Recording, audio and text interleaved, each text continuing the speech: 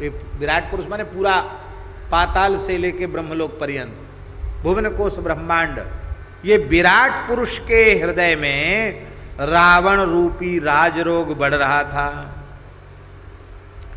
इस रावण रूपी राजरोग के बढ़ने के कारण विराट पुरुष निरंतर दुर्बल और क्षीण होता जा रहा था। अर्थात पूरे 14 भुवनों में रावण का आतंक मचा हुआ था। जैसे रोग से पूरा शरीर व्याप्त हो जाता है, इस रावण रूपी राजरोग से पूरा भुवन कोश ब्रह्मांड व्याप्त हो रहा था।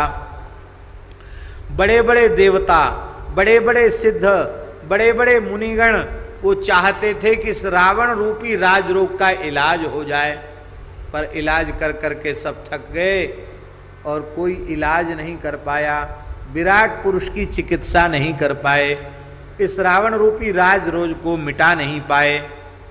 तब देवताओं ने, ऋषियों ने, मुनियों ने, सबने मिलकर के रामचंद्र जी से आज्ञा ली, प्रार्थना की, प्रभु अब हमारे बस की बात नहीं है, अब आप ही किसी अच्छे वैद्य को भेजो। कौन सा वैद्य? रसायनी वैद्य। 3 प्रकार की औषधियां होती हैं, एक काष्ठ औषधि, एक भस्म औषधि, एक रस औषधि। उसमें रसायनी वैद्य सबसे ऊंचे माने जाते हैं। तो महाराज अब हमारा आयुर्वेद तो यहाँ फेल हो गया, आप किसी अच्छे रसायनी वैद्य को भेजिए।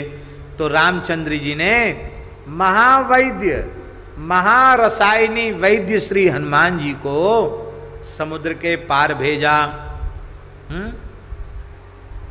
वहां करके क्या किया हनुमान जी ने? बोले राक्षस रूपी जड़ी बूटियां, राक्षस राक्षसनियां रूपी जड़ी बूटियां और लंका के रस का, लंका का सोना उसी को रस बना करके, जड़ी बूटी रूपी राक्षस राक्षसियों को डाल करके और रत्नों को उसमें डाल करके श्री हनुमान जी ने मृगांक नाम का रसायन तैयार किया। अनेक जड़ी बूटियों को डाल करके, सोने को पिघला करके जो रसायन बनता है, उसको सोने को फूंक करके जो रसायन बनता है, इसमें हीरे जवाहरात भी फूंक दिए जाते हैं, उसको मृगांक कहते हैं। उसमें कई औषधियां डाली जाती हैं।